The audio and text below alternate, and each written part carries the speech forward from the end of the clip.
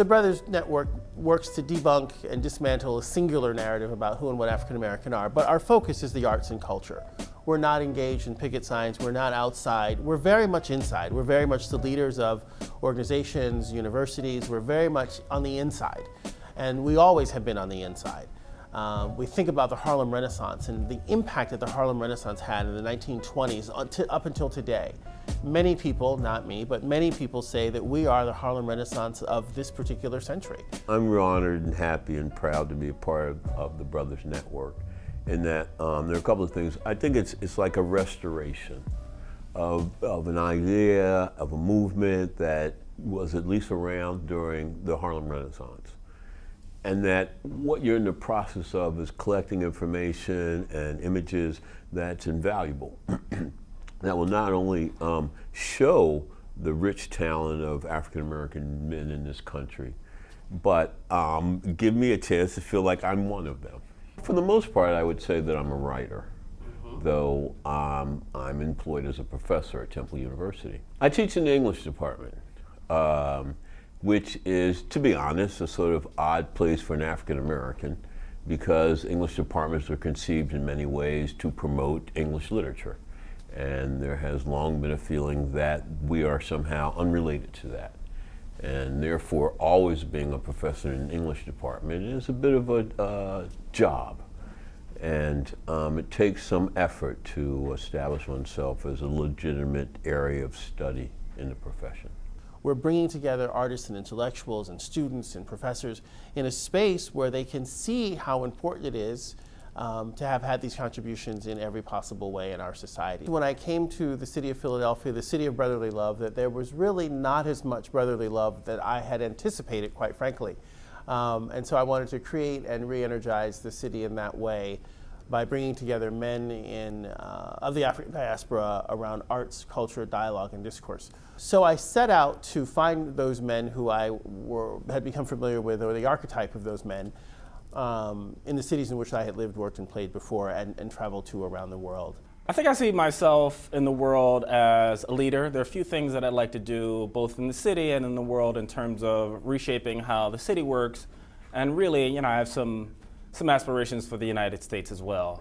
A lot of this ties in with reshaping how people like me are perceived. So many of the times that I meet people who bring interesting things to the table, neat things to the table, and a lot of what we do is discounted. I was working with an attorney, or I encountered an attorney. I was working with the district attorney's office, and I met one of the senior public defenders of Philadelphia public defenders. And I was dressed great, and I heard her name. It was, I don't know if I should say it, was a German name. And so I asked her, I said, "Verstehen Sie Deutsch?" I was interested because I always like to get my German practice in. And she says, yes, she responded in English. She says, yes, and then she said, ein bisschen, like a little bit of German. And we had a back and forth, a little volley of very small German. Her German wasn't that great. But then she asked me, she said, you must be in the service, right? And by that she meant the military service. Yeah, she meant the military service. And I said, must I have been? And she said, well, yeah, you speak German. And for me, all the work that I had done as a German student, all the trips that I had taken to Austria and Germany on my own, not with the US military, I've never been in the military, all that was reduced to some formula that if I'm black and I've been abroad, that it must have been through the United States military. For me, it said that all the opportunity, all the hard work, all the study that I'd done on my own because I wanted to was irrelevant because I was seen through this one lens as a worker or a fighter. So I didn't do it myself, but I found these men, two professors, an artist, and a PhD in economics. And so we sat down many Saturdays in a coffee shop and cranked out what was to become the Brothers Network. And we had a mission and vision and value statements, and we plugged over them and changed them and edited them and re-edited them until we came out with what we have today to be able to put out not just a narrative, not just storytelling, but an amplification of the brilliance of who and what black men are. We're in my office. This is the city year headquarters for City Year Philadelphia, and I assume the role of a executive director and vice president for the organization. I've been with City Year for a little over 6 years now. I think that the dialogue is incredibly important and the awareness is incredibly important about African American men, because we all too often have so many other influences saying, I won't even say the opposite, but just so many negative portrayals that it's just too much to even try to wrap around a label. So I guess I have two careers. The most important one is as a jazz musician and vocalist and a pianist. And during the day I work in human resources. I was a creative writing major at Dartmouth College, but my poetry is informed by, I guess, reality in a certain regard. And it is influenced by nonfiction and prose and expanding and blowing up what poetry looks like. I think I have a cadence of 7 in my work. He kind of noticed that, which was not necessarily intentional. That was, I write the way I speak, and I sing the way I speak, because for me it's all about the story, it's about the narrative. My days are really varied. I spend time doing everything from taking pictures, shooting video, editing pictures, working on productions for other people where I specialize in light and video. So it's kind of varied, it's all over the place. One day I may be doing projection for someone using multiple projectors. Another day I might be shooting a video for someone, and then on another day I might be shooting headshots. I've worked with Tony Blair, former British Prime Minister. I've had the opportunity to work with Stephen G. Breyer at the Supreme Court, as well as Mike Mullins from the Joint Chiefs of Staff. I've had the opportunity to work with Tony winners like Brian Stokes Mitchell and Bettina Miller. We initially started the Brothers Network with the tagline, Black Beyond Boundaries, because we wanted to look at the boundlessness of black men and who they are. And that boundlessness I had seen in the other cities in which I had lived, worked, and played. So in Baltimore I saw it, in New York City I saw it, in San Francisco, Oakland I saw it. I saw it everywhere. I saw it in New York City. And I saw a broad range of representation of who and what black men are. And when I got to Philly, it seemed to me to be a little bit truncated. It seemed a little bit smaller. It seemed a little bit not fully developed in the way I had seen it before. And so I have a board that guides me and supports me all at once. The board is comprised of 6 dynamic individuals from around the country.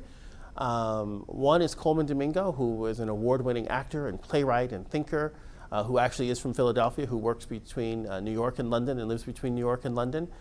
Jerry Johnson lived in Philadelphia previously, where I met him. He came on and did some writing for us and wrote about us as well, and we invited him to become a board member to guide us and keep us our mission and vision and values straight.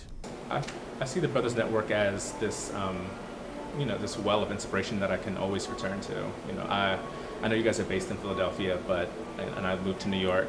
But at any time I'm so glad that you guys are expanding to New York, because every time I attend an event, I'm always feel rejuvenated, inspired, amazed, and I feel, I'm among people who understand me, and I feel that much more courageous to, chase my dreams, because I see people in the network are full of people who are excelling, and that's the standard.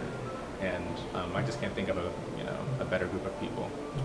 What we really love about this organization is the spider networking effect. So people attend an event, they hear about it, they come, and they tell other people. Maybe they do it digitally, but it's this one-on-one kind of thing. And could we amplify it? Sure. Would we like to? Absolutely. But the core of this group and this organization, and the fact that it is now across the country, says something about the one-on-one contact. And me and my colleague, we stopped by a talk that you guys were giving. I think I'd seen it, an advertisement online.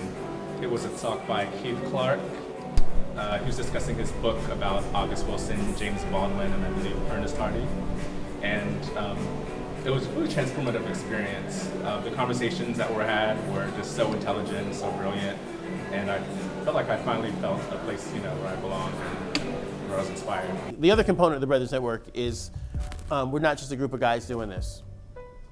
Again, really smart people put it together, but more importantly, we've evaluated our success. So the Brothers Network has hosted over 300 events with our partners in Philadelphia and around the world. And we don't really use the word event in that way. We'll use it for the context of this, but we like to say this is a learning activity, this is a cultural event, this is a cultural program. It's not just an event, it's not just a party, it's actually, you're gonna walk away and you're gonna learn something. Here is New York City. Tonight we're here with a conversation with Coleman Domingo and Patricia McGregor, part of the Brothers Network's audience development. And so, consistent with what we do in Philadelphia and other places, we have the stars of the stage who are with us in the audience as well as on stage. Coleman Domingo, the Olivier Tony Drama Desk Drama League Award nominated, and Obie Glad and Lucille Lortel Award winning actor, stars in the AMC original series Fear the Walking Dead. Coleman's work you would know from television, from film, from the stage. He's a quintessential Renaissance man, and so when we think about the Renaissance, we think about Coleman Domingo. Talk a little bit about where you were born, a little bit about the early years. I grew up in very, very working class West Philly, and when I took an acting class as an elective, someone told me for the first time that I had a gift, and said that my gift was not only as an actor, he said, "You're a storyteller." I was a journalism major. I wanted to document. I wanted to tell stories. I didn't know exactly how to do it, but I eventually realized that I'm a bit more of an archivist. The things that I write, I sort of like try to hold the history of my neighborhood. I'm a regional playwright, like August Wilson or Athol Fugard. All my stories have something to do with West Philly. The root of everything we do is in education. Everything we do is about having an experience, right? Because they're really not events. We offer experiences. So we've never offered an event. We offer experiences. And that's the unique difference why people continue to come and why we continue to grow and why we continue to expand, is because we offer an experience. This is Gregory Walker, and I want to talk a little bit about where we are tonight and more importantly, who we have in the audience with us. Tell me your name, sir. Nathan Youngerberg. Nathan, how were you connected with the Brothers Network? I'm a playwright. I was commissioned for the new Blackfest Hands Up that you produced. Tell us a little bit more about the piece that you wrote. It's actually a world premiere. Mm-hmm. Let's just go ahead and say that. It was a world premiere produced by the Brothers Network, by Flashpoint Theater Company in Philadelphia. But tell us about the character that you wrote. Yeah, sure. Well, it's basically a personal testament. So all of the 6 playwrights were asked to write from the perspective of our own personal experience as a black man in America in reference to racial profiling and the condition of the black male today. It was an extremely difficult piece for me because I think it was the first time when I actually had to speak without having a character to hide behind because it was just me. Our goal initially was really to just look at the boundlessness of black men. And we really wanted that to be very nuanced. And so we've always used the arts and high arts. We've used theater, we've used music, we've used museum visits and tours. We've gone to sort of docent-guided tours by artists who are African American. People didn't know that African American artists existed in the 1900s or the 1800s for that matter. I've been an artist for about 20 years now. I prefer 3-dimensional work, although I do 2-dimensional, but because I like to see work in the round, I've been always attracted to 3D work because I want to develop the back of the pieces also because of the depth. And the work is primarily figurative, although I do a lot of just abstract work, and each piece that I do also has a level of abstraction to it. This is Gregory Walker, Creative Director of the Brothers Network, in front of Cosmo White's Run and Tell the People, an amazing sculpture. Live, we're actually here listening to it. That's right, listening to sculpture. His contemporary art is outstanding, and so we just wanted to share a little bit of this particular piece live with you today at the Brothers Network. It's something that I feel I've been missing out on all my life. You know, I always feel kind of so singular when I go to plays and go to events, and I'll drag, you know, my friends of color with me, my black friends with me, but that's black men dragging black men, right? And then, but it's usually just me and, you know, a whole sea of white faces, and I'm used to it, I guess, now. But it was refreshing to find something that represented exactly what it was that I feel and think and believe as far as, like, you know, theater and arts and culture goes. So I was extremely impressed and excited about what you're doing. The Brothers Network is inclusive of all people who are of a marginalized background in this country and around the world. Anyone and everyone who's marginalized. When they value and center whiteness as the dominant culture, maybe you come up with some skewed narratives about who people really are. Now when they walk out into the street and they see a black man who's in his 30s, who's thin with a hat on, they say, oh, that's not a criminal, that's a playwright. That's not someone who's gonna take my purse. That's someone who's a college student who is on his way to a class about theater, and he's here with me tonight. So this idea of decriminalizing and opening up, not only decriminalizing, but just, eradicating this deficit-based narrative to a fully asset-based narrative for everyone. I'd love for the brothers, for you, those who are watching, to follow the Brothers Network on Twitter. We're at the Bronet, TheBronet. I'd love for you also to visit our website, www.thebrothersnetwork.guru. Again, www.thebrothersnetwork.guru. Everyone is welcome to participate in our activities and events. You don't have to be lofty or a scholar to attend. Everyone is welcome, men, women, everyone. You will walk away from our experience enlightened and empowered and slightly more engaged in your community, not only locally, but nationally and internationally.